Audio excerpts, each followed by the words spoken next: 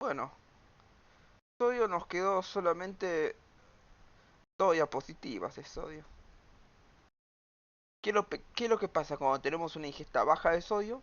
¿Qué es lo que tenemos cuando tenemos una ingesta elevada de sodio? ¿Sí? Entonces,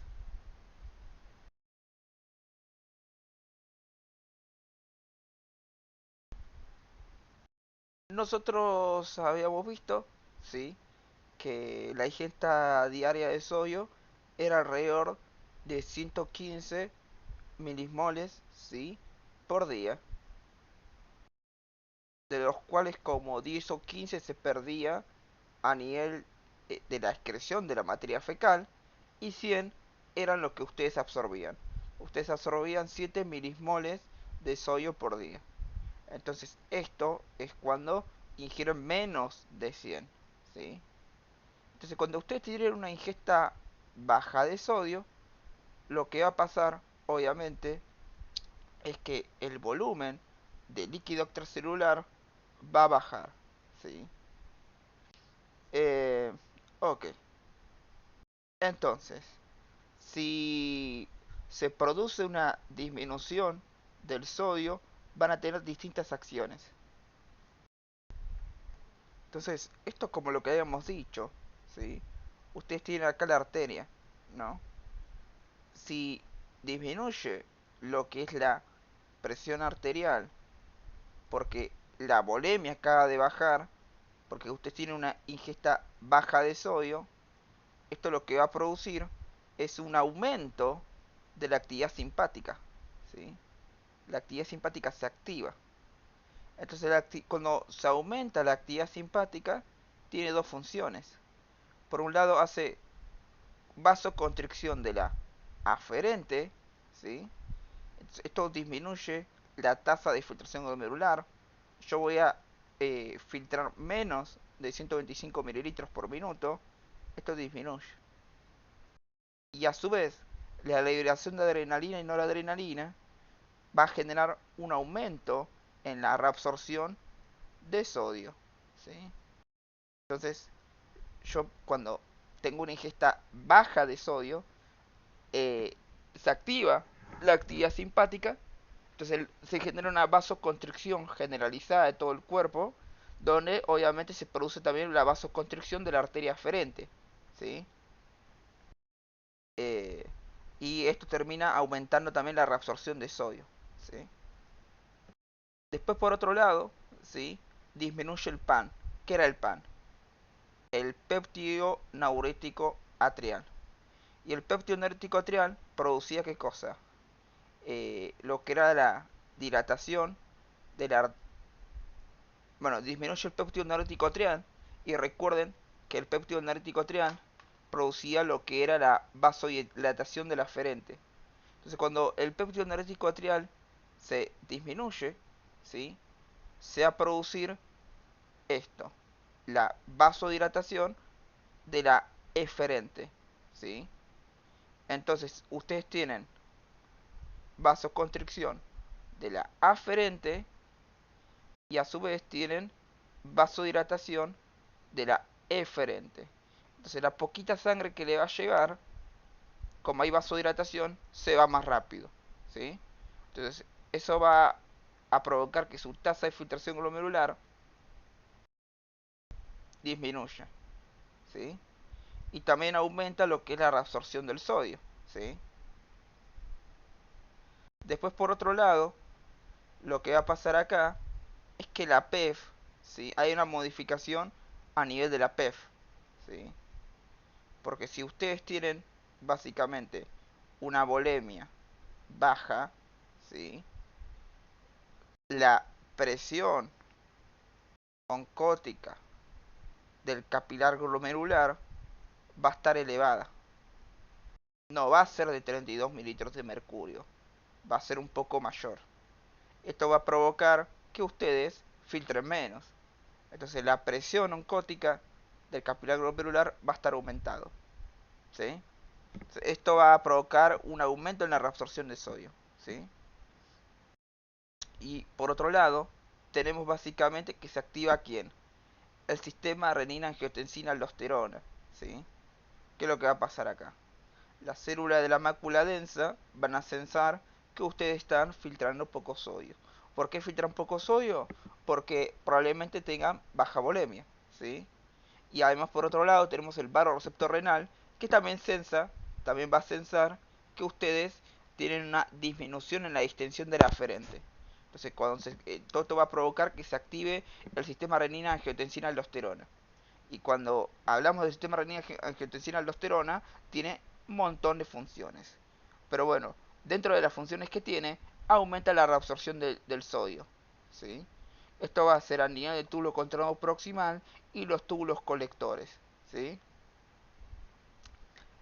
También recuerden que el sistema renina-angiotensina-aldosterona también va a generar un aumento de reabsorción de sodio a nivel de la asa de Henle gruesa, porque afectaba a la bomba sodio-potasio 2 cloros también, ¿sí?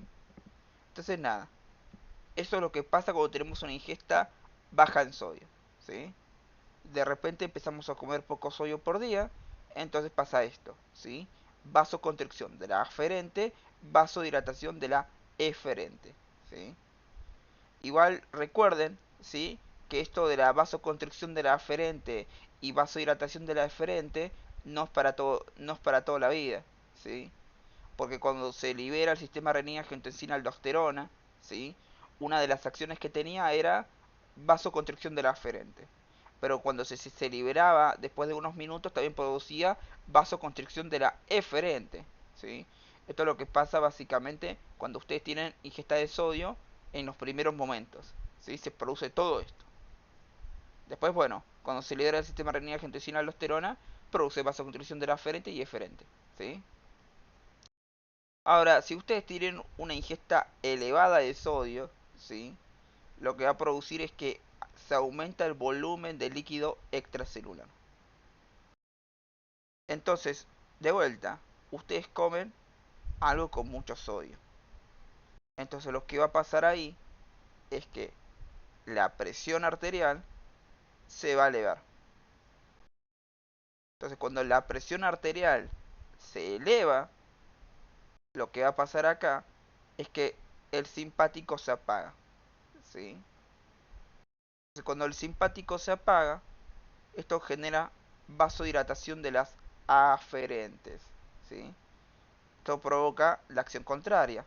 La tasa de filtración glomerular se aumenta, ¿sí? Y obviamente también se disminuye la reabsorción del sodio. Y por otro lado, si yo tengo un aumento a nivel del sodio, lo que va a provocar es que yo tengo un aumento a nivel de la volemia, ¿sí? Entonces, esto provoca un aumento de la secreción del péptido diurético atrial. Y entonces esto va a generar, ¿sí? Una vasoconstricción de la eferente, ¿sí? Entonces yo tengo acá una vasoconstricción, una vasodilatación de la aferente y una vasoconstricción de la eferente. La cosa es que la sangre entre en grandes cantidades en el ovillo del glomérulo capilar y ahí se quede mucho tiempo acumulado porque yo tengo vasoconstricción de la eferente. Eso va a aumentar mi tasa de filtración glomerular, ¿sí? Y también el péptido diurético atrial va a disminuir la reabsorción del sodio, ¿sí? Después, por otro lado, lo que va a pasar es que como yo tengo un aumento en lo que es probablemente la volemia, lo que va a pasar es que la presión hidrostática del capilar glomerular va a aumentar en comparación a la presión oncótica, que la presión oncótica, ¿qué pasó? Va a estar disminuida porque porque todas esas proteínas van a estar más diluidas porque yo tengo más volemia. O sea, la presión oncótica glomerular va a estar disminuida, ¿sí? Y esto me afecta disminuyendo la absorción del sodio, ¿sí? Y por otro lado, obviamente, las células de la mácula densa, ¿qué es lo que van a sensar? Vos estás filtrando mucho sodio, entonces no estimulan la liberación de renina. Y por otro lado, la arteria aferente que va a censar. Vos tenés un aumento en la distensión. Tampoco van a estimular para que secrete renina. Obviamente la acción del la acción del sistema renina angiotensina tampoco se activa, ¿sí? Tampoco se va a activar. Entonces todo esto te repercute que disminuye la absorción del sodio, ¿sí? Y es eso, ¿sí? Eso es lo que pasa cuando comemos una ingesta de sodio, ¿sí? Cuando ustedes comen una gran cantidad de sodio, pasa eso, ¿sí? Y lo que pasa cuando ustedes comen una baja cantidad de sodio, ¿sí? En uno aumenta el volumen de líquido extracelular, en otro disminuye. Se va a tener alteración a nivel de la actividad simpática, a nivel del PNA, a nivel de la presión oncótica del capilar glomerular y a nivel del sistema renina-angiotensina-aldosterona. ¿Sí? ¿Alguna duda de esto?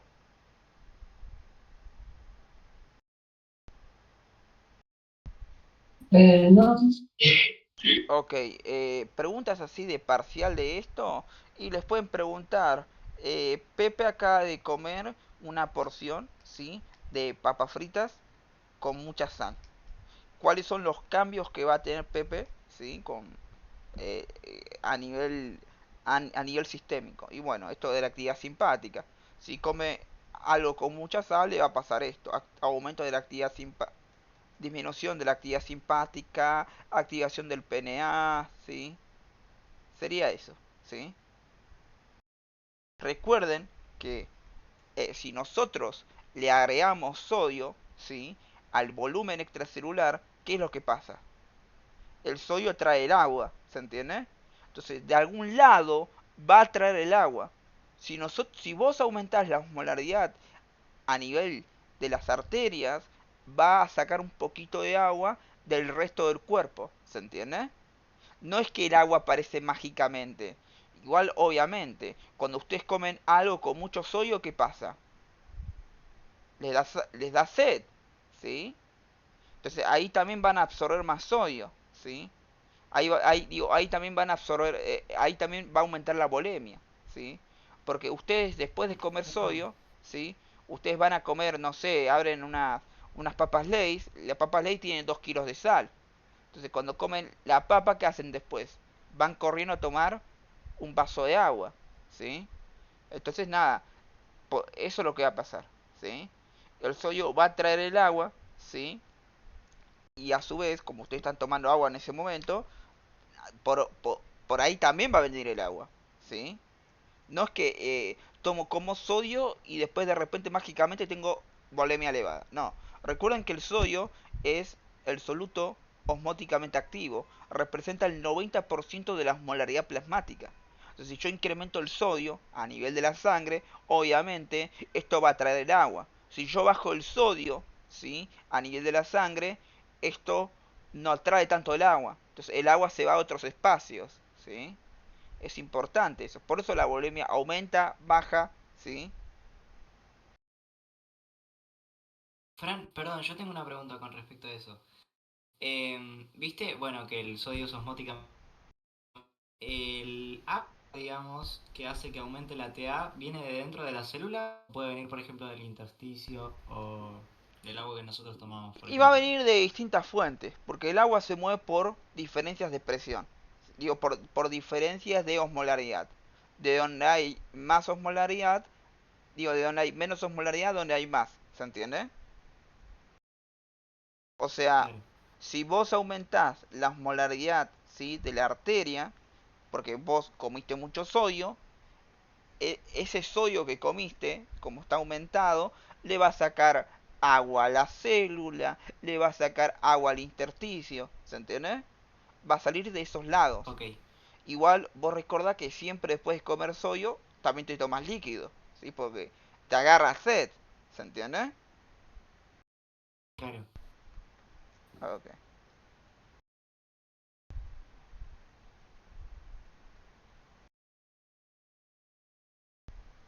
Bueno, esto es lo que habíamos visto, ¿sí? Eh, recuerden esto, ¿sí? Eh, habíamos visto esto de las acciones, ¿sí? Recuerden que cuando se activa el sistema renina-angiotensina por la liberación del mecanismo miogénico, que era eso de la distensión de la aferente, cuando la distensión de la aferente disminuye, ustedes secretan renina, ¿sí? Entonces esto provoca la liberación de que de angiotensina 2 y la angiotensina 2 provoca la acción de que de adrenalina y noradrenalina. Y la adrenalina y noradrenalina tienen receptor a nivel de la arteriola aferente y a nivel de la arteriola aferente. Al inicio produce solamente vasoconstricción de la aferente, ¿sí? Pero después cuando yo libero mucha angiotensina 2, me produce también vasoconstricción de la eferente, ¿sí? Eso es lo que dice el boron, ¿sí? Y esto del aumento de la presión arterial, ¿sí? Cuando yo consumo mucho sodio, lo que pasa es que aumenta la presión arterial, entonces el tono simpático se apaga, ¿sí? Eh, entonces, al aumentar la presión arterial, disminuye el tono simpático, ¿sí? Se produce vasodilatación de la aferente. Y si yo aumento, si disminuye mi presión arterial, lo que va a pasar ahí es que aumenta el tono simpático y hace vasoconstricción de la aferente, ¿sí? Entonces, bueno, recuerden eso. Si yo tengo una dieta rica en sodio, la presión arterial aumenta, entonces disminuye el tono simpático, ¿sí? Entonces ahí produzco lo que es vasodilatación de la deferente. Si yo tengo una dieta pobre en sodio, ¿sí? Lo que pasa ahí es que aumenta el tono simpático y ahí produce eh, vasoconstricción de la aferente, ¿sí? Entonces, dependiendo de cómo esté la presión arterial, ¿sí? Acá que me maré yo mismo, si usted tiene la presión arterial elevada, el tono simpático se apaga. Y si el tono simpático se apaga, ¿sí? Ustedes van a producir vasodilatación, obviamente de la aferente. Y caso contrario, si la presión arterial disminuye, el tono simpático se activa y producen vasoconstricción de la aferente, ¿sí? Y a su vez, en este escenario también se activa el sistema renina-angiotensina-aldosterona, que eso también te produce, te estimula la vasoconstricción de la aferente en los primeros minutos, y después esto te puede llevar a una vasoconstricción de la eferente, ¿sí? Es eso, ¿sí? Bueno, la hormona antidiurética o vasopresina, recuerden que no tiene ninguna acción sobre la aferente y la eferente, ¿sí? Y lo que hacía básicamente el péptido narético atrial, recuerden que el péptido naurético atrial se libera cuando la volemia se incrementa, cuando la presión arterial se incrementa, ¿sí? El péptido narético atrial, recuerden que sensa la distensión, ¿sí? De la aurícula. Si le llega mucho volumen, hay un exceso de distensión y eso me produce la liberación del péptido narético atrial. Y este producía múltiples acciones, pero lo que hacía básicamente era vasodilatación de la aferente y vasodilatación de la eferente, ¿sí? Entonces, si la volemia aumenta o la presión arterial aumenta, esto va a ser porque yo tengo una dieta muy elevada, ¿sí? En sodio, consumí como 300, 400 miligramos de sodio, ¿sí? Ahí yo libero péptido narético atrial. Y entonces voy a producir vasodilatación de la aferente y vasodilatación de la eferente, ¿sí? Además, voy a inhibir a la renina, entonces al inhibir la renina también inhibo la liberación de angiotensina 2, ¿sí? Y recuerden que el péptido narético atrial también inhibe la liberación de ¿qué? Inhibe la liberación de la hormona antidiurética, ¿sí? Entonces todo esto provoca básicamente que yo orine más, ¿sí? Y bueno, eso es básicamente todo lo que pasaría, ¿sí? Si como alimentos con alto sodio y alimentos con bajo sodio, ¿sí?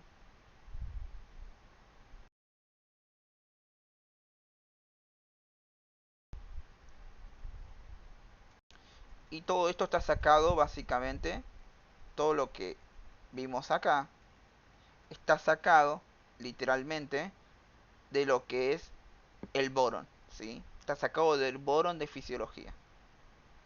Ok. Luego tenemos esto del potasio, ¿sí? Entonces, con lo anterior, el sodio ya estaría hecho, ¿sí? Sepan que en el examen les van a preguntar, usted se acaba de comer una pizza con altas cantidades de sodio. ¿Qué es lo que va a suceder en su cuerpo? Así va a ser la pregunta de examen, ¿sí? Usted tiene una dieta que cumple menos del requerimiento diario de sodio. ¿Qué es lo que va a pasar en su cuerpo? ¿Sí? Entonces, esto lo tienen que saber manejar.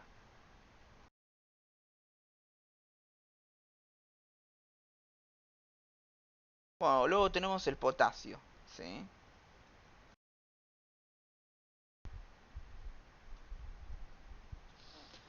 Bueno, entonces el potasio, ¿sí?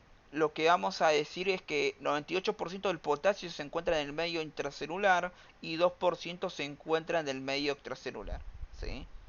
Los valores de sodio y potasio a nivel de la sangre es algo obligatorio que ustedes tienen que saber, ¿sí? Porque es bastante importante para la clínica, ¿sí? Si el sodio y el potasio están elevados, es un valor importante en el laboratorio, ¿sí? Para toda la práctica clínica de su vida. Entonces, el valor normal, ¿sí? De sodio, de potasio en sangre es 3.5 a 5.0 milivoltios milimoles, ¿sí?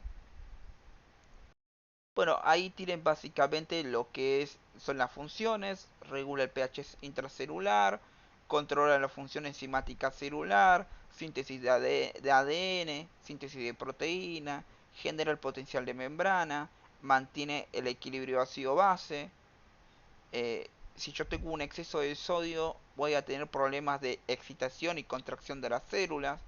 Si yo tengo un déficit, voy a tener alteraciones metabólicas, tendencia a la alcalosis metabólica. Esto es importante, ¿sí?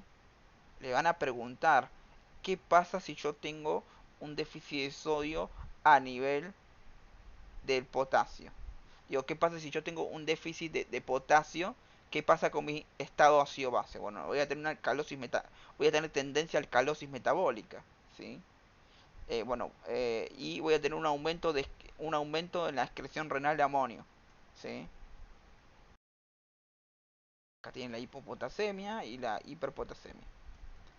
Pero bueno, esto siempre es pregunta de examen, ¿sí? Cómo se comporta el potasio con respecto, ¿sí?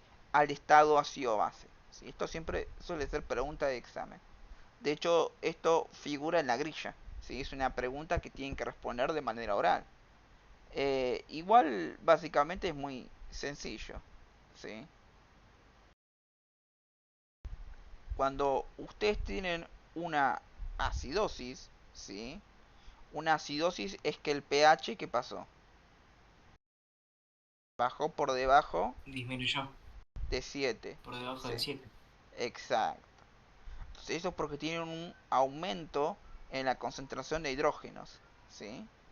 Bueno, entonces ustedes van a utilizar distintos intercambiadores, ¿sí? Pero esto va a suceder, ¿qué cosa? A nivel de todas las células del cuerpo, ¿se entiende? No ocurre o esto va a ocurrir a nivel de las células de casi todo el cuerpo, ¿sí?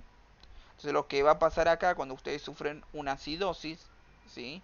Lo que va a pasar es que ustedes guardan los hidrógenos dentro de la célula, ¿sí? Y liberan lo que es el potasio, porque van a utilizar un intercambiador, ¿se entiende? Entonces, cuando tengo acidosis, yo puedo llegar a tener básicamente una tendencia a una alcalosis. Digo, yo voy a, yo digo, yo tengo tendencia a sufrir una hiperpotasemia, ¿Se entendió? Sí, sí. Esto es como un mecanismo que tiene el potasio para defenderme de una acidosis. En cambio, si yo tengo una alcalosis, ¿qué es lo que pasó? El pH Aumentó. aumentó y mis hidrógenos Eh, disminuyeron. Disminución. Exacto. Entonces lo que va a pasar acá, ¿sí? Es que los hidrógenos que yo tenía, ¿sí? Van a salir de la célula, ¿sí? Para recompensar esa disminución de hidrógenos. Y van a utilizar un intercambiador junto con el potasio. Ahí el potasio se mete, ¿sí? Frente a una alcalosis yo voy a sufrir una hiper o hipopotasemia. Hipo. Una hipopotasemia. ¿Se entendió?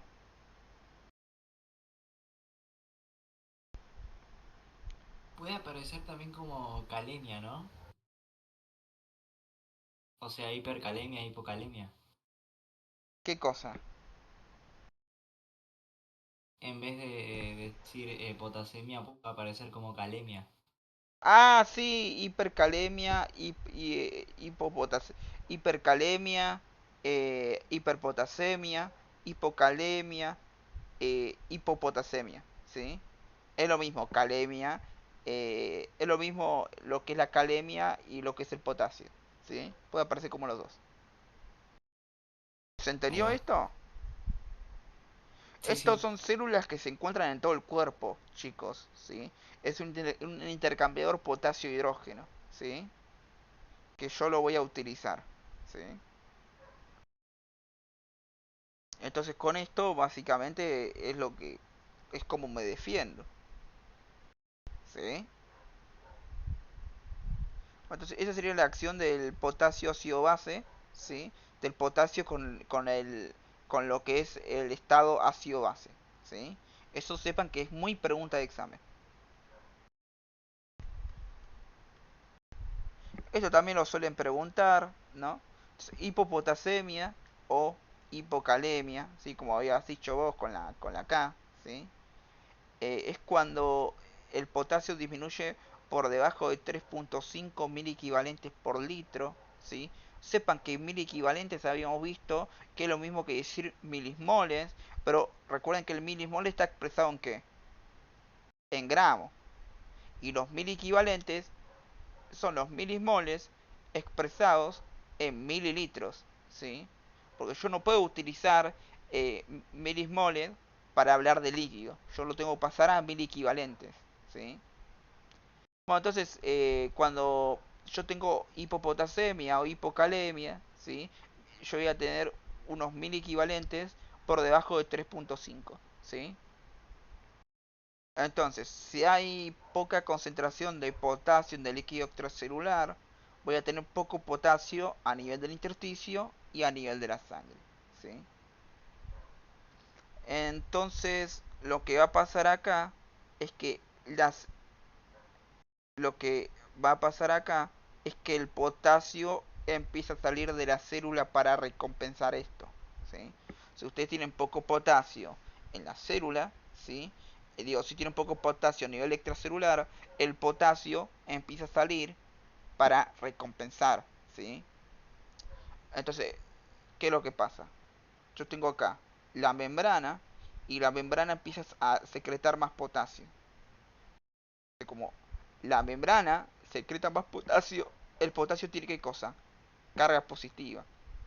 Entonces estoy llenando la membrana de más cargas positivas, ¿sí? Bueno, entonces la célula pierde las cargas positivas, ¿sí? Y esto va a generar una hiperpolarización que va a dejar de estar en en menos de 70 milivoltios y va a descender mucho más, ¿sí?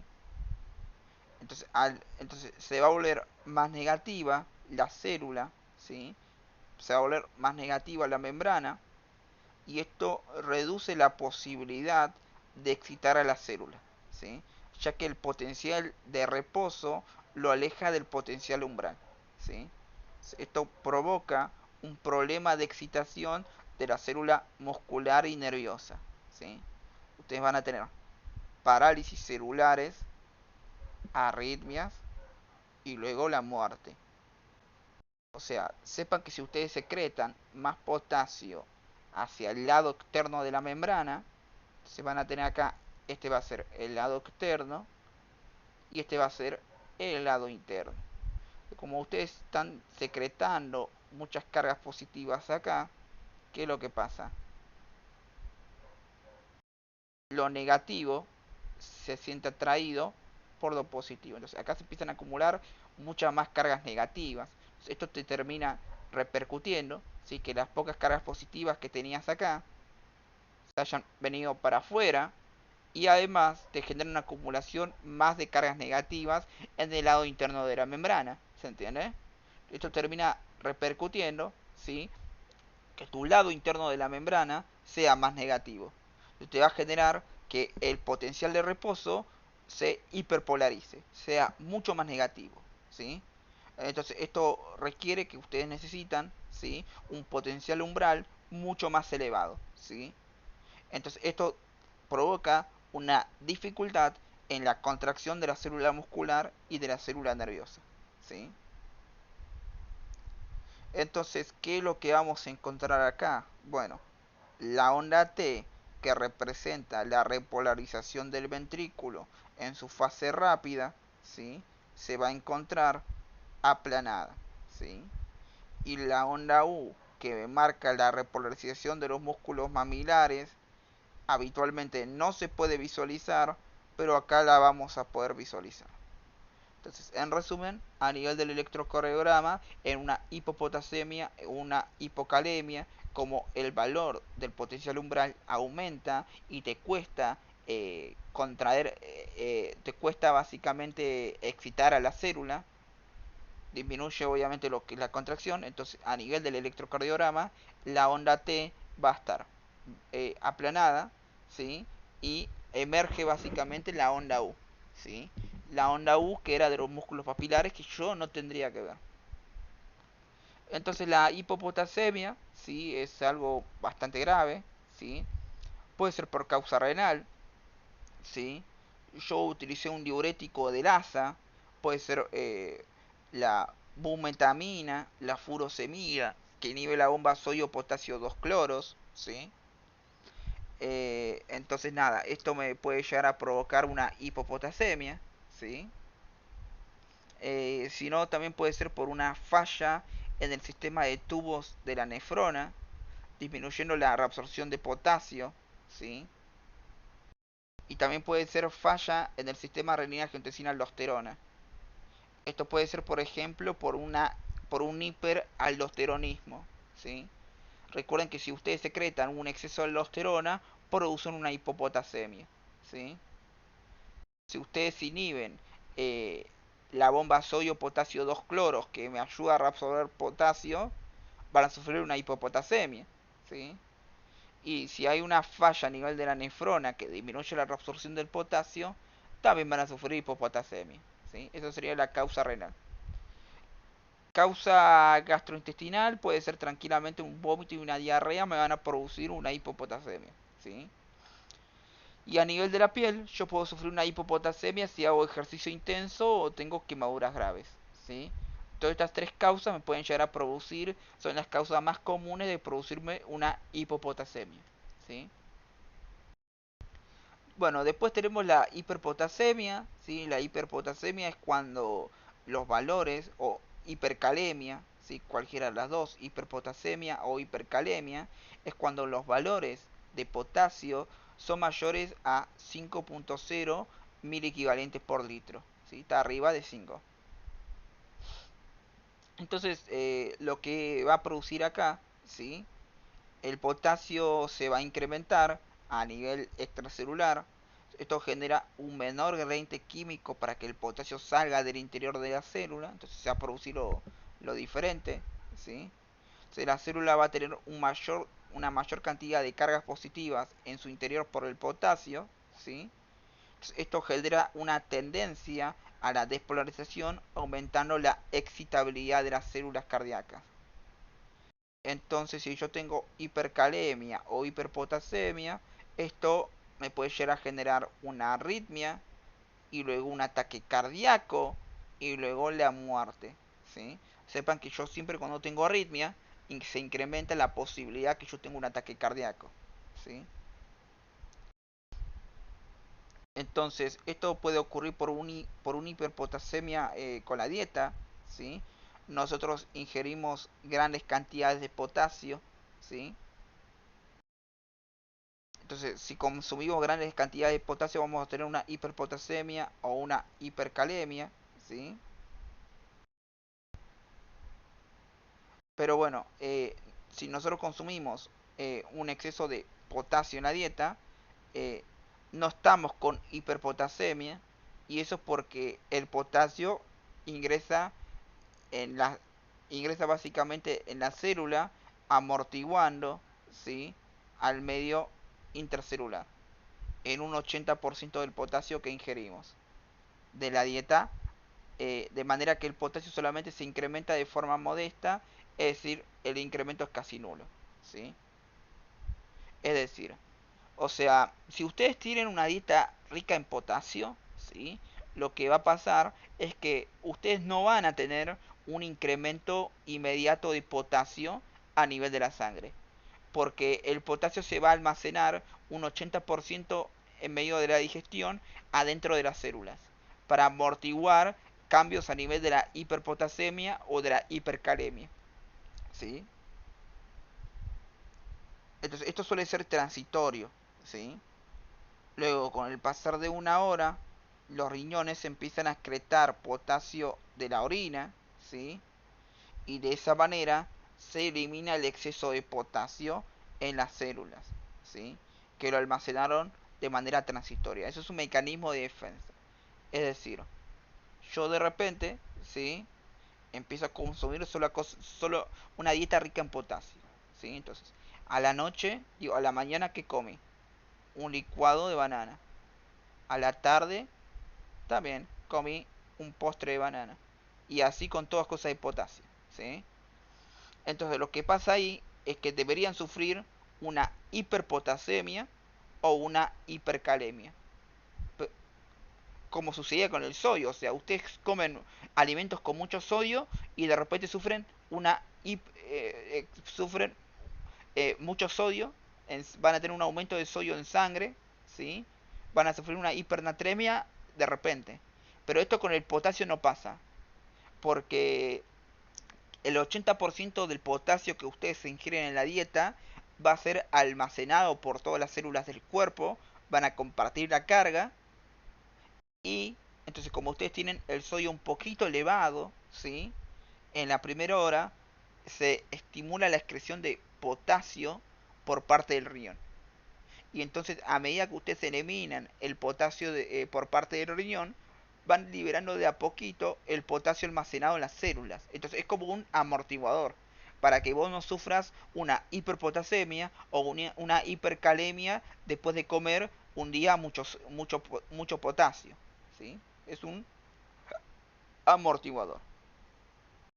Bueno, esta captación transitoria del potasio por parte de las células, que lo almacenan un 80% a nivel de la dieta, de manera transitoria, va a estar regulado por la adrenalina, por la insulina y por la aldosterona, ¿sí? Entonces, si yo sufro un déficit de estas dos o de estas tres, voy a sufrir una hiperpotasemia, ¿sí? Entonces, la hiperpotasemia puede ser por causa renal, ¿sí? Yo tengo una falla renal crónica, entonces yo estoy filtrando muy poco, y al filtrar muy poco se me acumula el potasio en sangre. Estoy básicamente tomando un diurético, que va a ser la amilorida, van a ser los ahorradores de potasio, y estos me van a inhibir los canales de ROMK. Entonces esto me va a terminar provocando un exceso. Recuerden que los canales de ROMK que hacían, me excretaban potasio. Entonces, a nivel de las células principales, voy a tener una acumulación de potasio en sangre. ¿Sí? También puede ser por una falla del sistema renina-angiotensina-aldosterona, que puede ser por un hipoaldosteronismo. Voy a tener un déficit en la secreción de la aldosterona. Recuerden que la secreción de aldosterona me estimula la secreción de potasio. ¿Sí? Entonces se me acumula el potasio. Entonces, en una hiperpotasemia, ¿sí? Voy a tener unas ondas P pronunciadas. Van a ser ondas P de tipo picudas.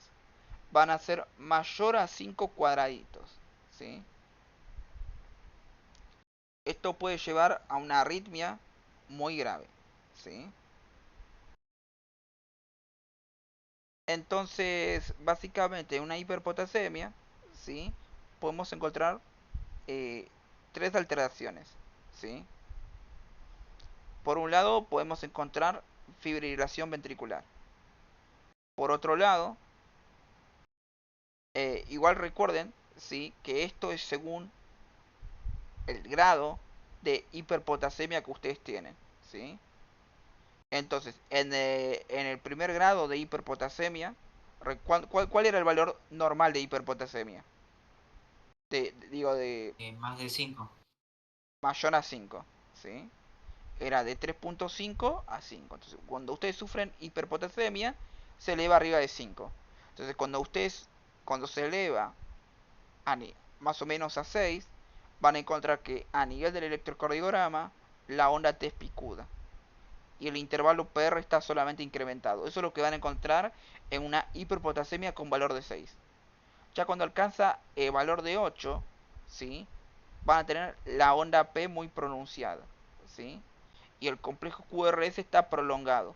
¿Sí? Eso es lo que van a encontrar. Y cuando ya sufren una hiperpotasemia arriba de 10, van a tener ya directamente fibrilación ventricular. ¿Sí? Entonces la alteración a nivel del electrocardiograma varía, ¿sí? Según qué es lo que pasa. Según los niveles de potasio en sangre. ¿Sí? Pero bueno, lo más característico, o por la gente, o por lo que la gente se acuerda, ¿sí? O sea, obviamente si tiene fibrilación ventricular lo vas a encontrar remuerto, ¿no? Pero por lo general lo puedes encontrar acá, es donde siempre lo vas a encontrar. Ahí vas a ver que tiene la onda P pronunciada, que va a ser picuda, mayor a 5 cuadraditos. ¿Sí?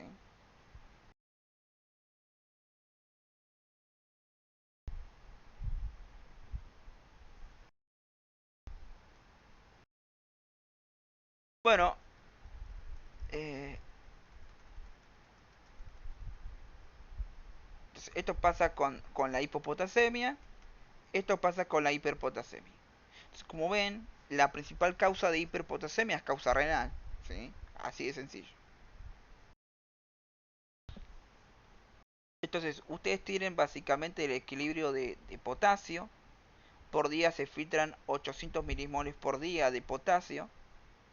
La ingesta diaria de potasio es entre 60 a 80 milimoles al día de manera habitual. Todos estos valores son obviamente si ustedes tienen una dieta variada, ¿sí?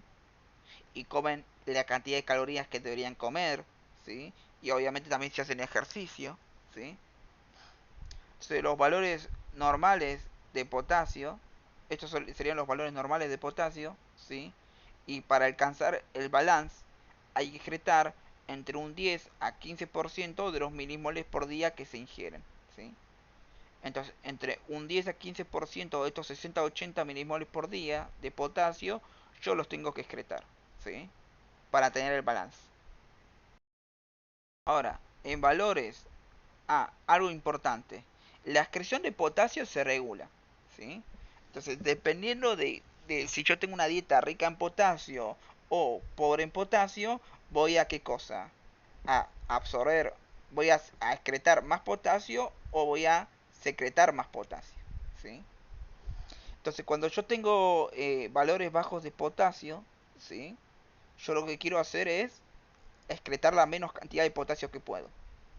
Ahí el potasio excreta, ¿sí? Entre 1 a 3% del potasio, ¿sí? Entonces, de lo que yo filtré, voy a excretar solamente entre 1 a 3% del potasio cuando tengo una dieta pobre en potasio, ¿sí? Ahora, cuando yo tengo una dieta elevada en potasio, ¿sí?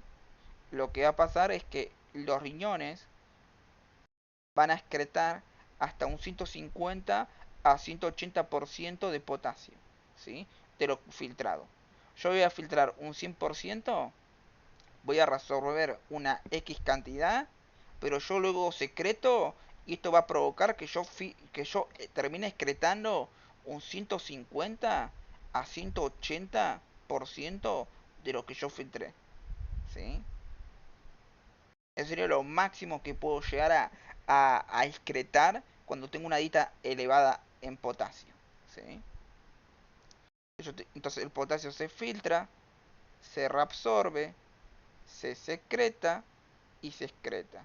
¿Y el sodio qué hacía?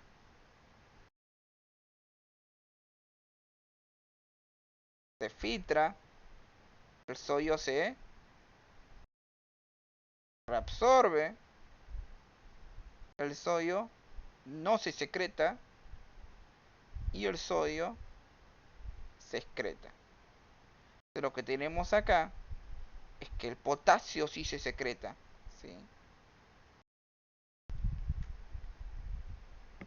Bueno, acá tiene el balance básicamente de potasio, ¿sí? Esto es lo que habíamos visto, ¿sí? El aporte diario de la dieta suelen ser 100 milimoles de potasio, 10 terminan excretados por las heces fecales. Si ustedes ingieren 90 milimoles de potasio por la dieta, ¿sí? Igual eso varía según el libro. Esto del equilibrio, esto de 60 a 80, que suele ser lo habitual, lo saqué del borón de fisiología. Esto está sacado de otro libro, ¿sí? Bueno, de esos 90 básicamente que ustedes obtienen de la dieta, ¿sí? Eh, Estos después se terminan filtrando, ¿sí? Entonces después de lo... Entonces, ahora, la secreción para mantener el balance de potasio, si yo tengo niveles de potasio normales, yo tengo que excretar, ¿sí? Lo que es un 10 a 15% de los milimoles por día que se ingieren. Ahora, esa excreción puede estar aumentada o disminuida según si tengo una dieta pobre en potasio o una dieta rica en potasio, ¿sí? Entonces hay que ver, ¿sí? qué es lo que pasa cuando tengo una dieta pobre en potasio y una dieta alta en potasio, ¿sí?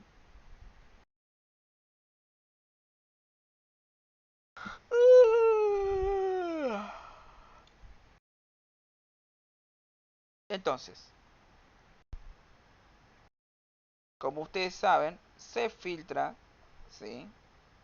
Lo que se filtra es alrededor de 800 milimoles por día. Eso es lo que ustedes filtran en 24 horas de potasio. A nivel del túbulo contorneado proximal, ustedes siempre van a reabsorber el 80% de potasio, ¿sí? Eso no importa si tienen una dieta pobre en potasio o en rica en potasio. Eso no lo pueden encontrar. Entonces, ya sea en dieta rica en potasio o baja, ustedes reabsorben el 80% del potasio, ¿sí?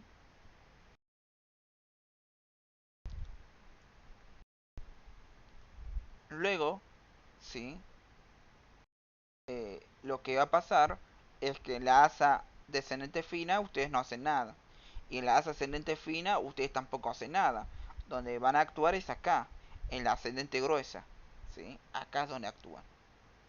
En la ascendente gruesa, ustedes solamente reabsorben un 10% del potasio, con la bomba sodio potasio 2 cloros, ¿sí?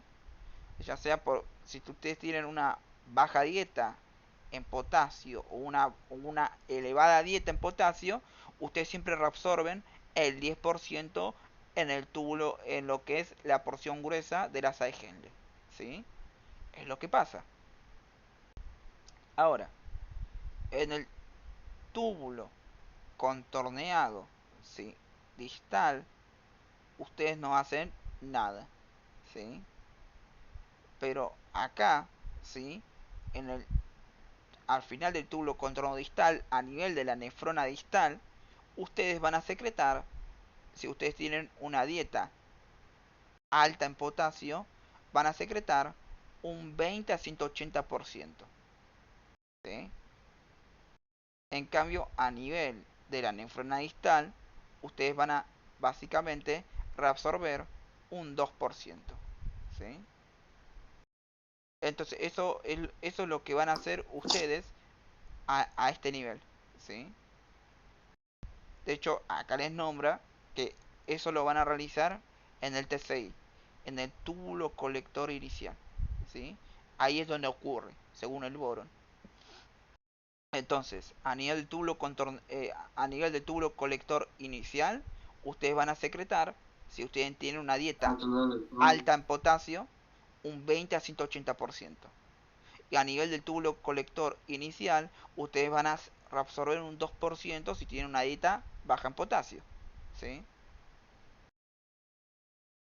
Y luego tenemos básicamente lo que es el túbulo colector medular, donde si ustedes tienen una dieta alta en potasio, como secretaron potasio, van a reabsorber un 20 a 40% del potasio.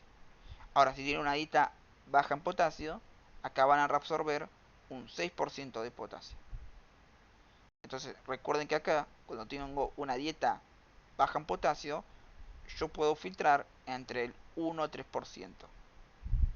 Y acá yo puedo básicamente filtrar, acá dice que se filtra entre el 10 al 150%. ¿Sí? Y esos son básicamente como yo excreto, la cantidad que excreto dependiendo de la dieta de potasio. ¿Sí?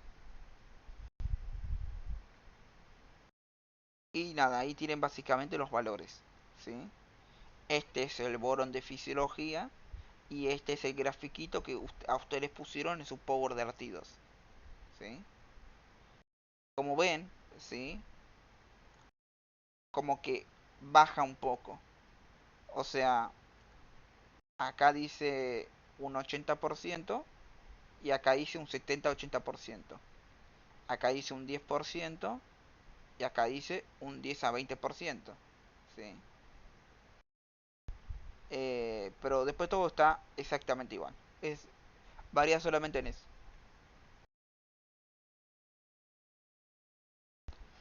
Y esto es lo que usted tiene en ARTI 2, ¿sí? Que dice que a nivel del túbulo contorno proximal hay una reabsorción del 67% del potasio. Eso la verdad no sé de qué libro lo sacaron, ¿sí? En el boron de fisiología dice 80% la reabsorción a nivel del túbulo contorno proximal, ¿sí? Después, a nivel de la rama ascendente gruesa, el boron de fisiología dice que se reabsorbe ¿cuánto? Un 10%. En su power de ARTI 2 dice un 20%. ¿Sí? Y a nivel de la nefrona distal es donde se hacen estos cambios. ¿Sí? La nefrona distal está formado eh, por la porción final del túbulo contorno distal, por el túbulo colector cortical y por el túbulo colector medular. ¿Sí? Recuerden eso.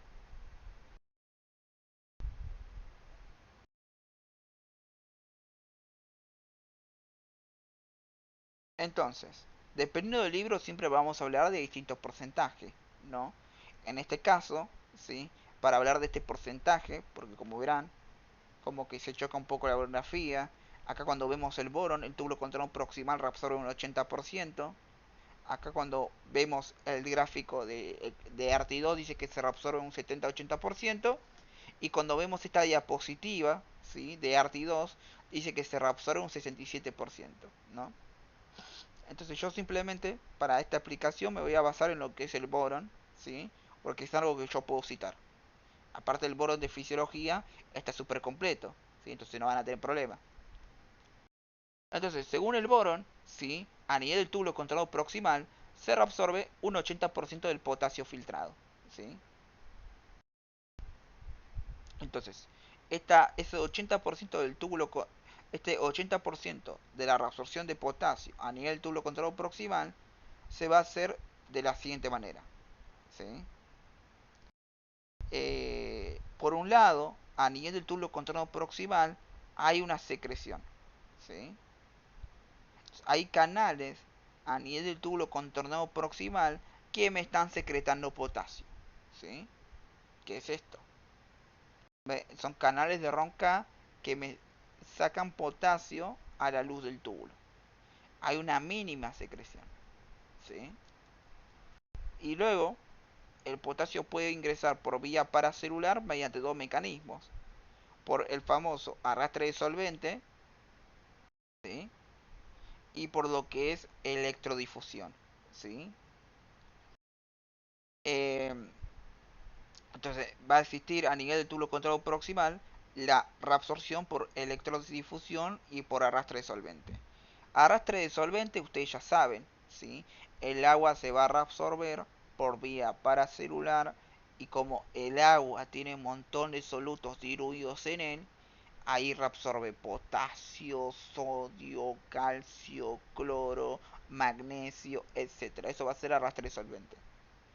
Y luego tenemos la electrodifusión, donde va a haber una diferencia de voltaje con el voltaje que hay básicamente en la luz del túbulo, con el voltaje que se encuentra acá, en lo que es este en lo que es esta célula del túbulo renal, ¿sí? Va a haber una diferencia de voltaje entre la luz del túbulo y el voltaje transepitelial, ¿sí? Eh, bueno, esto suele provocar, ¿sí? Porque la reabsorción de agua aumenta lo que es el potasio en la luz del túbulo, ¿sí? Como que el potasio se concentra, ¿sí? Entonces nada, esto va a generar, ¿sí?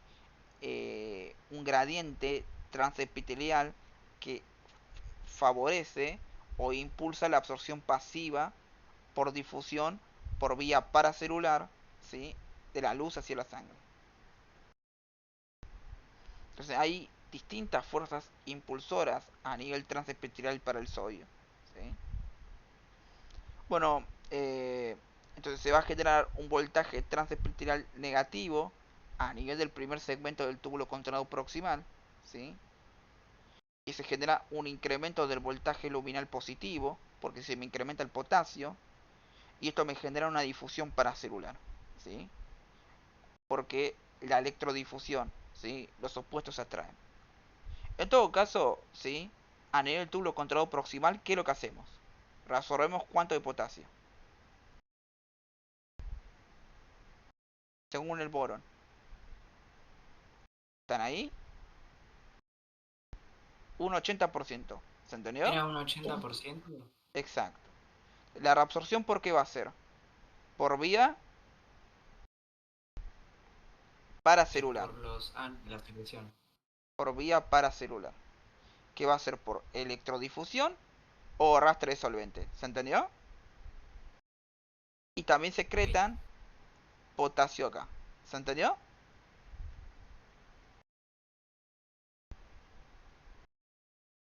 Luego pasamos a la porción de asa de Henle, ¿sí? A la porción gruesa. Ustedes tienen básicamente la reabsorción de potasio principal, que la reabsorción de potasio va a ser por vía transcelular. Recuerden que cuando hablamos por vía paracelular sería el espacio entre dos células, ¿sí? Y cuando es vía transcelular va a ser a través de la célula y obviamente va a ser a través de un canal, ¿sí? El potasio en la asa de Henle es ascendente, ¿sí? Se va a reabsorber por vía transcelular, por lo que es el cotransportador o la bomba sodio-potasio 2 cloros, ¿sí? Bueno, esta bomba sí, yo leí en el borón de fisiología que gasta ATP, ¿sí? Entonces nada, esta bomba lo que va a pasar es que me mete dos potasios, ¿sí? Me mete un sodio y me mete un cloro, ¿sí? Sería la bomba sodio-potasio 2 cloros, ¿sí? Entonces acá, dependiendo del libro, ¿sí? Según el borón de fisiología, esto me reabsorbe un 10% del potasio filtrado, ¿sí? Acá también, como ven, también hay secreción, ¿sí? Yo acá voy a secretar el potasio por los canales de ROMK. Y después por otro lado, yo también voy a resolver sodio y potasio por arrastre de solvente, ¿sí? Por vía paracelular, ¿sí? Entonces es un mecanismo por el cual yo puedo reabsorber potasio y sodio por vía paracelular, ¿sí? Acá no ocurre el arrastre de solvente, disculpen por eso. Entonces, a nivel de la asa gruesa de Henle, ¿qué es lo que pasa? Yo reabsorbo ¿cuánto porcentaje de potasio? Por vía paracelular. Banca, banca, banca. Yo ¿cuánto porcentaje de potasio reabsorbo acá? ¿El 10%? El 10% según el boron, ¿sí? Listo. Entonces, la principal fuente de absorción, ¿cuál es? La bomba o el cotransportador, sodio, Sodio, potasio. sodio, potasio, 2 dos cloros, ¿sí? Y después, por otro lado, yo también reabsorbo sodio por vía ¿qué? Yo también reabsorbo potasio por vía ¿qué? Paracelular, ¿se entiende? Esto va a Ajá. ser por lo que es el... Esto va a ser con el sodio y con el potasio, ¿se entendió?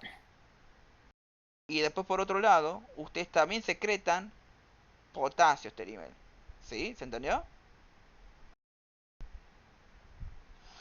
Eso es lo que pasa en la asa de Henle gruesa ascendente, ¿sí? Y nada, acá obviamente pueden utilizar los diuréticos, ¿sí? Que ya vimos cómo es el diurético.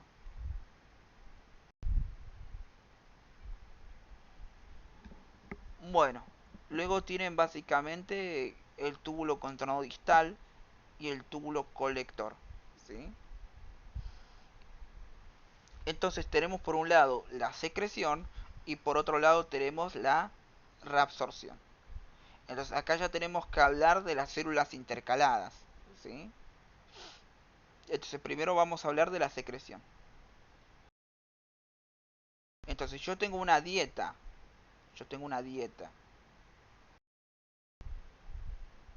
pobre en potasio. ¿Yo filtro o secreto, gente, acá? Dieta pobre en Eh, potasio. ¿Filtras? Reabsorbo. Filtrar No, ocurre a nivel de glomérulo. claro, Ahora yo tengo una otro. dieta rica en potasio. ¿Qué es lo que va a Eh, pasar acá? Yo Se secreto. va a filtrar. No, se va a Ah, secretar, secretar, perdón. se va a secretar. ¿Se entiende? Entonces yo puedo a este nivel secretar o reabsorber. ¿Sí? Igual, bueno, esto es sencillo. ¿Sí? La secreción va a ocurrir en dónde? En las células principales. ¿Sí? Recuerden que la nefrona distal está formado por un 70% de células principales y un 30% de células intercaladas. Que las células intercaladas pueden ser alfa o beta. ¿Sí? Células intercaladas son las células que se encuentran entre las células principales, ¿sí? O sea, cuando yo hablo de secreción, me tengo que posicionar en el tipo de célula. Entonces va a ocurrir únicamente en dónde? Acá, en la célula principal, ¿sí? Lo que ocurre ahí. Entonces, ¿qué es lo que voy a decir de esto? Bueno, en las células principales, el sodio sale por el ENAC, el sodio se reabsorbe por el ENAC, secreto potasio por el ROMK. Y el gradiente este lo mantengo con la bomba sodio potasio 2 cloros, ¿sí? Y este procedimiento se puede estimular con la aldosterona, que la aldosterona va a actuar a nivel del núcleo, ¿sí?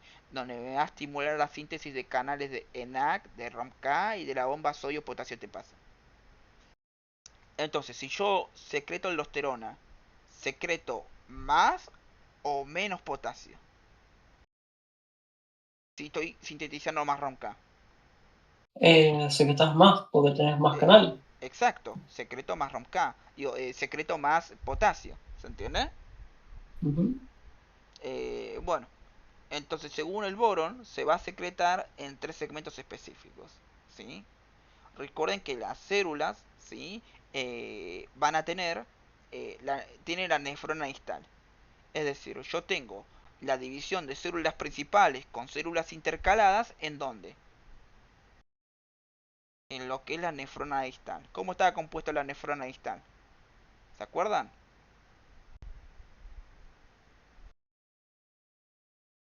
El túbulo contorneado a la porción distal y después el túbulo colector en su porción cortical y medular. Exacto. A partir de ese segmento, ¿sí? A partir de ese segmento yo tengo únicamente células principales y células intercaladas, ¿sí? Entonces esto tengo básicamente esta cita del boron, ¿sí? Entonces el boron dice que en el túbulo contornado distal, en su porción inicial, la secreción de potasio es mínima, ¿sí? Pero en el túbulo contorneado distal, en su porción final, la secreción es máxima, alcanza hasta un 180%. Y en el túbulo contorneado, disculpen, en el túbulo colector, en su porción cortical, se alcanza una secreción mínima, ¿sí? Y el túbulo colector medular puede secretar un poquito de potasio, ¿sí? Pero yo ya secreté la mayoría en los otros segmentos. Por lo tanto, esta secreción es mucho más mínima. ¿Se entiende? Entonces, yo secreto a nivel del túbulo contorneado distal, en su porción inicial hay una secreción muy mínima. Luego lo secreto un poquito a nivel del túbulo contorneado distal en su segmento final, donde ahí tengo una secreción máxima, ¿sí? En los libros a veces este segmento lo llaman, ¿sí? Como inicio del túbulo colector cortical, ¿sí? Pero bueno, sepan que es el túbulo contorneado, ese túbulo contorneado distal en su porción final. Y ahí secreto hasta un 180%. Luego en el túbulo colector cortical hay una secreción mínima. Y luego tengo el túbulo colector medular donde tengo otra secreción muy mínima, ¿sí? Y así es como secreto básicamente el potasio. Y luego la reabsorción del potasio ocurre en las células intercaladas. Y va a ser del tipo alfa, ¿sí? Recuerden que la beta está relacionada con el estado ácido-base. En cambio la alfa va a estar relacionado con esto del potasio, ¿sí? Eh, bueno, lo que va a pasar acá en estas células intercaladas es que yo tengo una, en estas células intercaladas alfa, yo tengo una bomba que me secreta, ¿sí? Los hidrógenos, ¿sí? Y además de eso, tengo un intercambiador de hidrógeno potasio. De esta manera yo reabsorbo potasio, ¿sí? Entonces, ¿en qué célula yo reabsorbo potasio? Célula intercalada alfa, ¿sí? Y bueno, después tengo la célula intercalada beta, ¿sí? La célula intercalada beta no me reabsorbe potasio, me secreta potasio, ¿sí? Es totalmente diferente, ¿sí? Entonces la célula intercalada alfa me reabsorbía potasio y me secretaba un hidrógeno, ¿sí? Ahora la célula intercalada beta me secreta potasio, ¿sí? Es totalmente diferente, la acción contraria.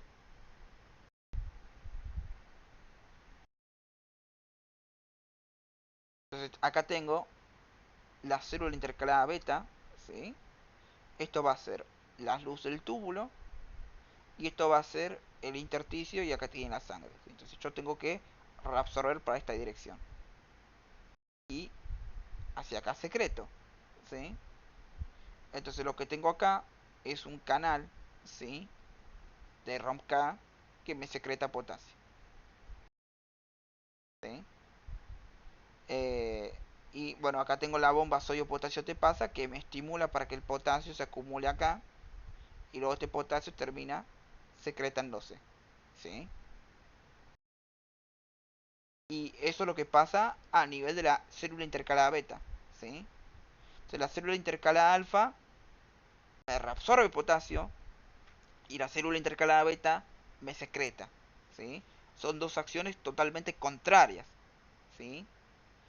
Y de hecho, si ustedes se ponen a buscar, lo que van a tener es que la célula intercalada alfa y la beta tienen los mismos canales, pero están invertidos, ¿sí? Los canales que tenemos acá a nivel apical de la alfa lo vamos a tener a nivel basolateral de la beta, ¿sí? Y los que vamos a tener acá a nivel de la basolateral lo vamos a tener en la alfa a nivel apical de la beta, ¿sí? Si se dan cuenta son los mismos canales, ¿sí? Son los mismos canales. Es por eso que tiene una acción contraria, ¿sí? No es que tiene canales especiales, no, son los mismos canales pero están invertidos, ¿sí? Y esa es básicamente la acción de la célula intercalada beta, ¿sí? Y bueno, obviamente hay una regulación en la secreción de potasio, no es que yo secreto por secretar, ¿sí? Entonces si yo tengo un aumento, ¿sí? Del flujo laminal, ¿sí? Esto incrementa la secreción de potasio, ¿sí? Es decir, si se incrementa lo que es el volumen efectivo circulante, esto incrementa la tasa de filtración glomerular. Y esto va a incrementar la PEF, la presión efectiva de filtración, ¿sí? Entonces esto me genera un aumento en lo que es la secreción de potasio, ¿sí? Esto también se puede producir por la administración de varios diuréticos como la furosemida, la tiazida, la acetolamida, ¿sí? O sea, cualquier modificación a nivel del PEC que me aumente lo que es la volemia, me incrementa lo que es la secreción de potasio, ¿sí? Esto va a ocurrir, bueno, bueno, también si se eleva el potencial transepidural lumen negativo en la célula principal, ¿sí? Esto depende de la concentración de sodio a nivel luminal y de potasio, ¿sí? Mientras más negativo se encuentra el voltaje luminal, más se secreta, ¿sí? Bueno, un cloro luminal bajo aumenta la secreción de potasio, ¿sí? La aldosterona aumenta la secreción de potasio, los glucocorticoides aumentan la secreción de potasio, una ingesta elevada de potasio favorece la secreción de potasio, la privación dietética de potasio, es decir, yo ingiero poco potasio en dieta, disminuye la secreción de potasio, la adrenalina reduce eh, y la vasopresina o antidiurética aumenta la excreción de potasio, ¿sí? La adrenalina reduce la excreción de potasio. En cambio, la vasopresina y la antidiurética aumenta la excreción de potasio. Y luego tenemos el equilibrio ácido-base que también aumenta o disminuye la secreción de potasio. Si yo tengo alcalosis, aumenta la secreción de potasio. Si yo tengo acidosis, disminuye la secreción de potasio, ¿sí? Y eso es lo que voy a tener, ¿sí?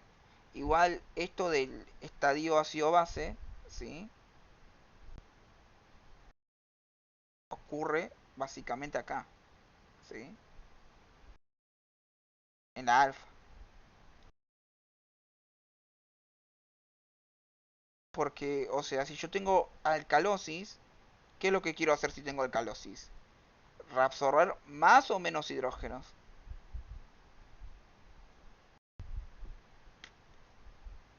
Menos hidrógenos. Exacto, menos hidrógenos. Si yo tengo... No, acá, alcalosis. Vos tenés el pH, ¿qué cosa? Bajo. Perdón, alto. Tenés alto el pH y bajo los hidrógenos. Si vos tenés bajo los hidrógenos. Entonces, ¿vos qué querés hacer en la alcalosis? Reabsorber más Ah, claro. Sí, Hidrógenos. sí. hidrógenos, ¿sí? Entonces, si querés reabsorber más hidrógenos, tenemos que venir esto en la célula intercalada alfa o beta, ¿sí? Hay una célula Pero, Frank, intercalada no, alfa. ¿Qué pasó? en, en alcalosis hay pocos hidrógenos. Sí, vos lo que querés hacer ahí Entonces, es reabsorber más hidrógenos, así el pH baja. ¿Se entiende? ah, ok, listo. Entonces tenemos que ver qué pasa a nivel de la célula intercalada alfa y beta, ¿sí? Porque si vos tenés alcalosis, tenés que reabsorber hidrógenos. Entonces, hay que ver cuál de las dos, si la célula intercalada alfa o beta, cuál de las dos te ayuda a reabsorber hidrógenos, ¿sí?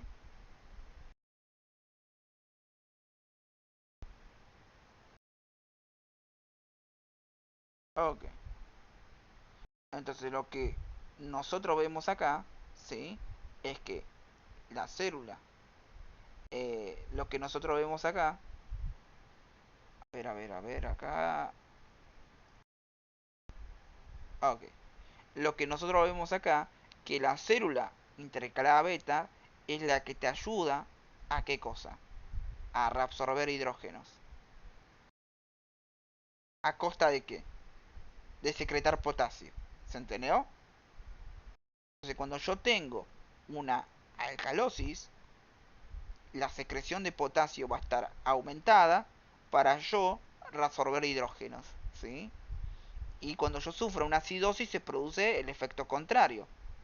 Yo voy a reabsorber más potasio y yo voy a secretar más hidrógenos. Eso va a ocurrir en la célula intercalada alfa, ¿sí? La célula intercalada beta, ¿para qué me sirve? Alcalosis. ¿Y la célula intercalada beta para qué me sirve? Acidosis. Acidosis. ¿Se entendió esto entonces? ¿O no se entendió? Esto es una forma, ¿sí?, de regular el estado ácido-base. O sea que en la célula intercalada alfa reabsorbo potasio y secreto protones, entonces Exacto. me sirve para acidosis. Y después en la beta secreto potasio y sería reabsorbo protones Sí, es y eso. me sirve para alcalosis. Exacto, es eso. Con eso te aprendiste la Ok, acción de la célula intercalada alfa y beta, ¿sí? ahí va. Entonces, frente a una alcalosis, la célula beta va a estar dándolo todo. Y frente a una acidosis, la célula alfa es la que te ayuda, ¿sí? Claro. Y luego, bueno, tenemos acá los diuréticos, ¿sí? Que ya lo vimos. A nivel, esto es del Best Taylor, ¿no? Entonces, a nivel básicamente de la asa gruesa de Henle, que tenemos los diuréticos del asa, donde bloquean la bomba sodio-potasio 2 cloros, ¿sí? Ahí tenemos la furosemida, la, mu, la bumetanida, ¿sí? Luego, a nivel del túbulo contornado distal proximal, tenemos las tiacidas. Eso bloqueaban el canal sodio-cloro, ¿se acuerdan? Ese era el que bloqueaba. Y luego, bueno, tenemos ya los bloqueadores de potasio, ¿sí? Que esto ocurría, sí, a nivel... esto ocurría a nivel básicamente de las células principales, ¿sí? Y también tenemos... y teníamos los bloqueadores de potasio, donde teníamos los que bloqueaban un canal específico, y luego teníamos los que afectaban la acción de la aldosterona, ¿sí? Eran dos tipos de ahorradores de potasio, ¿se acuerdan de eso? Uno que era en contra de la aldosterona y otro que era en contra de un canal. Que a ver si lo encuentro acá, igual está acá.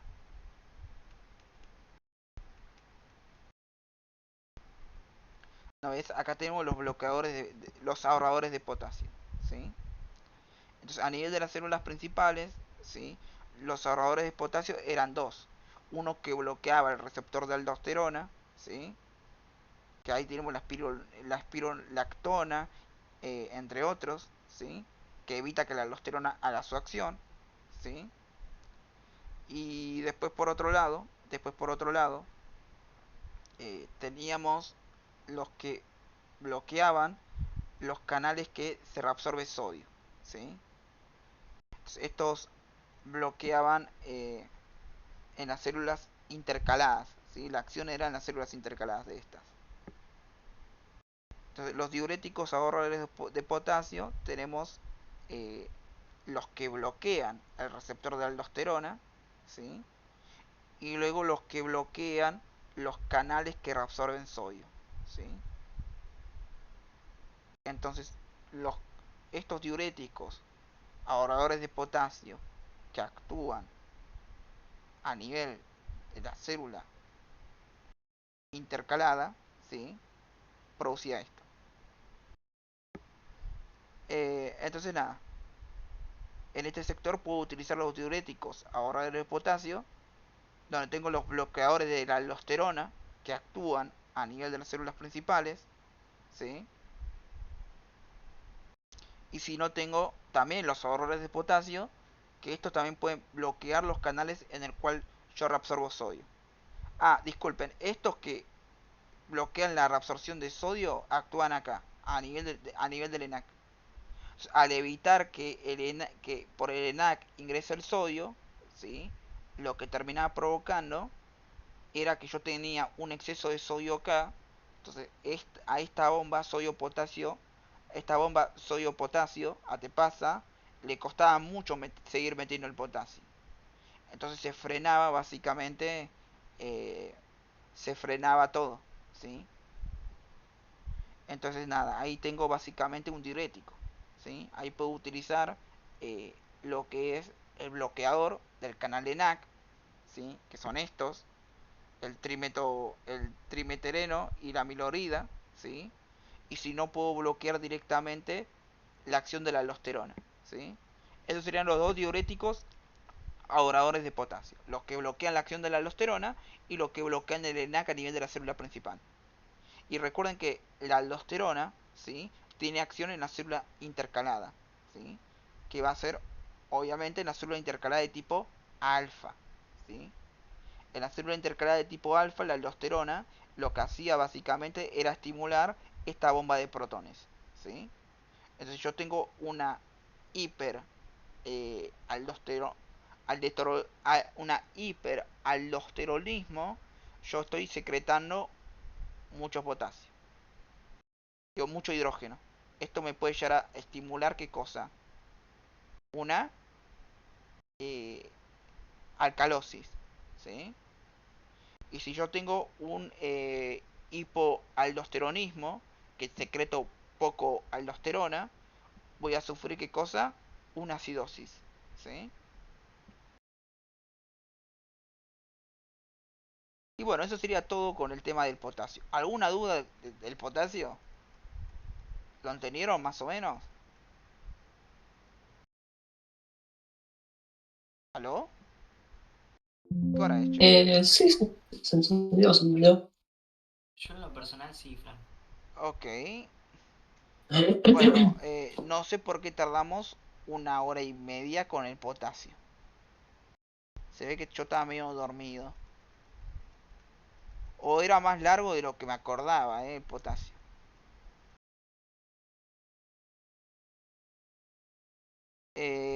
Bueno, entonces el potasio ya estaría. El sodio potasio. Se nos quedaría solamente lo que es el BEC y el estado ácido base. El tema es que quedan solamente 2 horas mañana. Eh, Así que vamos a hacer esto, ¿sí? Vamos a pasar la clase para el viernes, ¿sí? No, no, no, disculpen. Mañana nos juntamos y vemos beca rápido, ¿sí? Y el viernes vemos ácido base. Porque si no, el viernes vamos a estar 4 horas y no quiero estar 4 horas el viernes. Así que la cortamos acá y vemos solamente potasio, ¿sí? Ok, Eh, ¿Ustedes más o menos cuándo tienen el examen de ARTI 2? el 20. El miércoles. ¿El miércoles? Ujú. Ok, en una semana. Bueno, hacemos eso, ¿sí? Mañana vemos Beck y el viernes vemos ácido base, ¿sí? Porque ácido base es otro tema que es pesadito.